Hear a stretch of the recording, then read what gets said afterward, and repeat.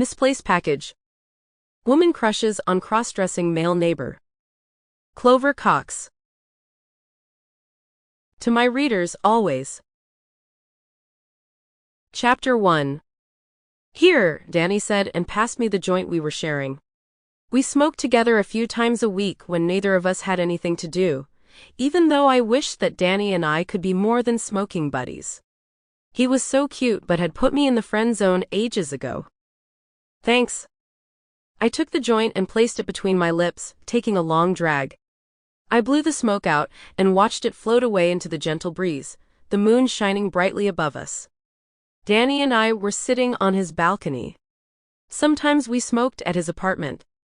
Other times we smoked at mine.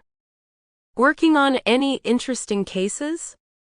You know they only give me research work, I said with a laugh, coughing lightly as I blew out another big cloud of smoke. I was a junior lawyer at a bougie law firm in the city. When are you getting a promotion? Who knows? They all look at me like a baby since I just graduated from law school. It'll be a few years of fighting for attention before they give me any. I'm starting to feel that way at my job, Danny said as he took the joint from my fingers.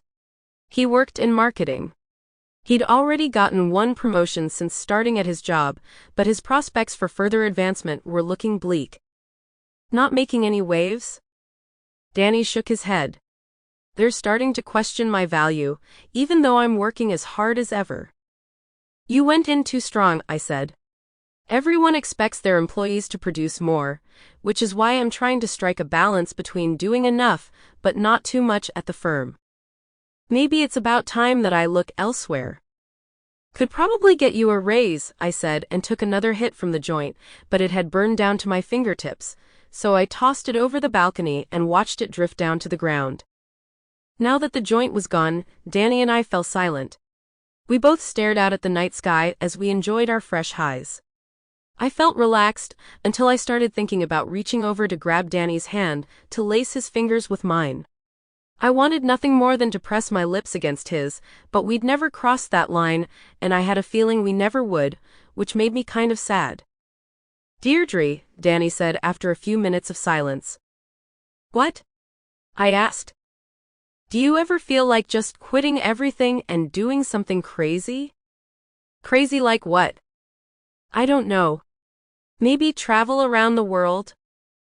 I laughed at Danny's suggestion, wishing I actually had the money for anything beyond my student loan and rent payments, which took the bulk of my salary. I couldn't even afford to drive a car. Sample complete.